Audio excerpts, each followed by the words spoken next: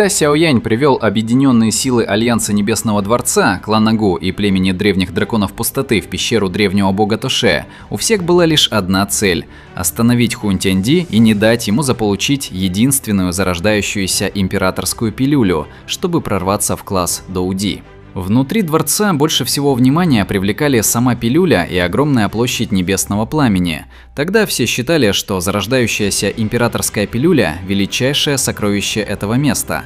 Поэтому, когда Хун Тяньди схватил пилюлю и сбежал, Сяо Янь и остальные остались стоять в пустом дворце, охваченные отчаянием. В руках Хун Тяньди оказался ключ к возвышению, тогда как их сторона, казалось, не получила ничего. Когда боевой дух всех окончательно упал, и люди начали думать, что все усилия были напрасны, старый император драконов Джу Кунь, проведший в заточении десятки тысяч лет, внезапно заговорил. Если он может стать Доуди, тогда и мы можем создать своего Доуди. В тот миг воздух словно застыл. Даже Гу Юань потрясенно расширил глаза и уставился на Джу Куня. «Ты шутишь?» Джу Кунь лишь горько улыбнулся. «Разве я похож на человека, которому сейчас до шуток?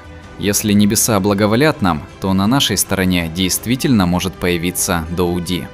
После этого он медленно поднял голову и посмотрел на огромную площадь небесного пламени, которую вынесли из обители Тоше. Немного помолчав, он произнес: «На самом деле, зарождающаяся императорская пилюля не самое ценное сокровище этого места». Глаза Сяо Яня слегка сузились. Он указал на парящую в воздухе площадь небесного пламени и спросил: «Старший Джу Кунь, вы говорите об этом?» Джу Кунь бросил на него взгляд. «А о чем еще? Неужели ты думал, что я тащил эту вещь наружу ради развлечения?» Взмахнув рукавом, он повел всех на площадь. Подняв взгляд на величественную древнюю каменную статую, он спросил: «Кто-нибудь из вас знает происхождение и истинную личность древнего бога Тоше?» Люди переглянулись и покачали головами. Для всех древний бог Тоше всегда оставался загадкой. Никто не знал, откуда он появился. В ту далекую эпоху бесчисленные герои пытались прорваться в класс Доуди, но никто не преуспел, и именно тогда никому неизвестный Тоше внезапно возник словно из ниоткуда. Гу Юань задумался, вспоминая древние записи клана Гу.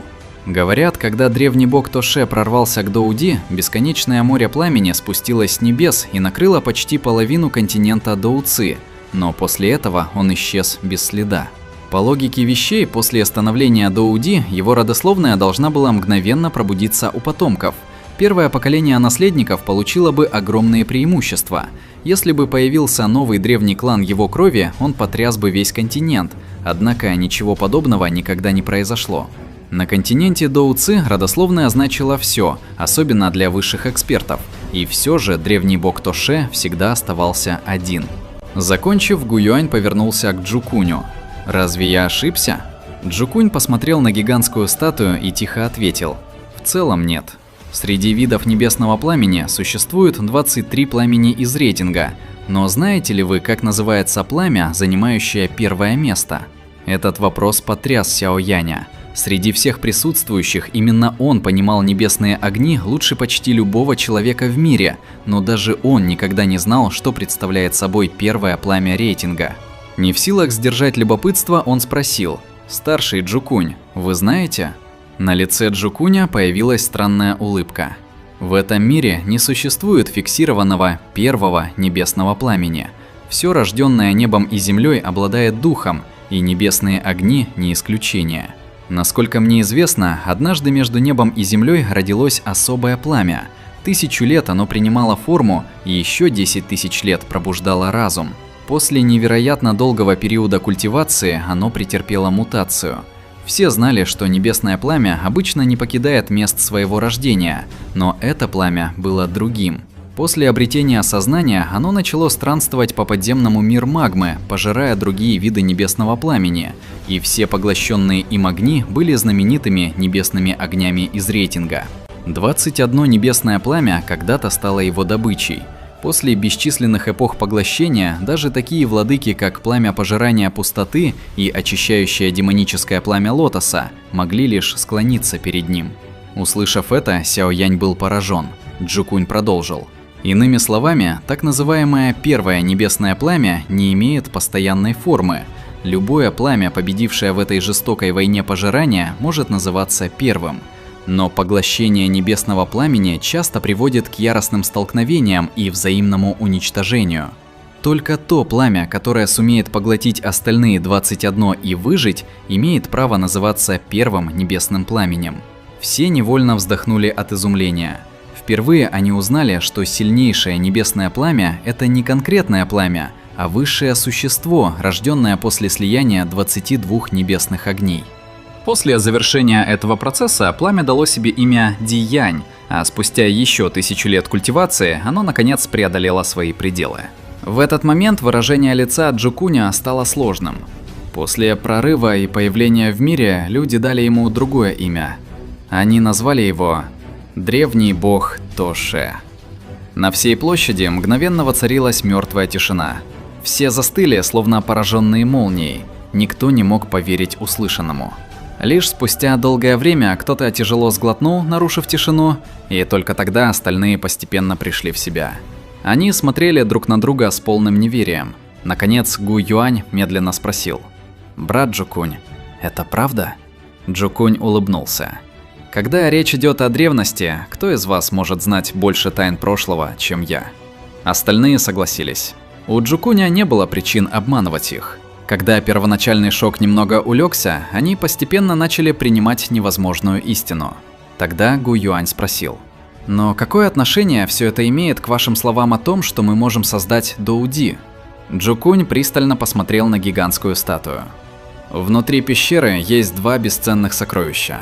Первое – зарождающаяся императорская пилюля, которую забрал Хун Тяньди. Второе – источник императора, оставленный древним богом Тоше. Можно считать его наследием Тоше. Именно это и есть настоящее величайшее сокровище дворца. Если мы сможем получить источник императора, тогда и на нашей стороне появится Доуди. И тогда уже не важно, даже если Хун Тяньди прорвется первым. После этих слов глаза всех загорелись. Во тьме словно появилась надежда. Немного поколебавшись, Гу Юань спросил: «Тогда где находится этот источник императора?» Джукунь подошел к каменной статуе и мягко похлопал ее. «Внутри. Но никто не способен войти туда. Даже если мы все объединим силы, мы все равно не сможем повредить статую». Остальные немедленно подошли ближе и начали осматривать ее. На ощупь она казалась совершенно обычным камнем. В этот момент Лэй Ин, глава клана Лэй, внезапно нанес мощный удар кулаком. Раздался глухой взрыв, и его самого мгновенно отбросило назад. Все были потрясены. Удар Лэй Ина мог разрушать горы, но статуя осталась совершенно невредимой. Гу Юань нахмурился. Должен существовать особый способ. Джукунь медленно покачал головой. Возможно, и источник императора может принять далеко не каждого. И если неподходящий человек попытается его поглотить, последствия могут оказаться смертельными. Но древний бог Тоше изначально был небесным пламенем, поэтому его отторжение к тем, кто близок к небесному пламени, должно быть намного слабее. В тот миг все застыли, а затем почти инстинктивно их взгляды одновременно обратились к Сяо Яню. Среди всех присутствующих никто не был ближе к небесным огням и не понимал их лучше него. Сам Сяо Янь тоже растерялся, затем беспомощно улыбнулся. Думаю, сначала нам стоит понять, как вообще извлечь источник императора из статуи. Остальные тихо рассмеялись, но вскоре вновь нахмурились, погружаясь в размышления. Прошло около получаса, но никто так и не придумал ничего полезного. Даже сам Сяо Янь оказался в полном тупике. И как раз в тот момент, когда он уже собирался отказаться от попыток, новое небесное пламя внутри его тела, рожденное после слияния с очищающим демоническим пламенем лотоса, внезапно почувствовало зов силы того же происхождения. Подчиняясь этому резонансу, пламя само вырвалось наружу. Под его воздействием по груди статуи наконец начали расходиться трещины. Ослепительное сияние вырвалось наружу и окутало всех присутствующих. Но давление, скрытое внутри этого света, было настолько ужасающим, что даже пиковые девятизвездочные святые Доушен, такие как Гу Юань и Джукунь, были вынуждены опуститься на колени. Лишь Сяо Янь находился внутри света совершенно спокойно, не испытывая ни вреда, ни давления. Благодаря своей технике сжигания и множеству небесных огней, слитых внутри его тела, Именно он стал человеком, признанным наследием древнего бога Тоше. И именно тогда, купаясь в сиянии первоисточника пламени, Сяо Янь по-настоящему вступил на путь новой силы. Да, очень интересное открытие. Тайна императора Тоше, об этом впервые узнал Сяо Янь. Напишите в комментариях, как по-вашему, почему Тоше ушел, оставив пилюлю и наследие. Большое спасибо за просмотр и всем пока.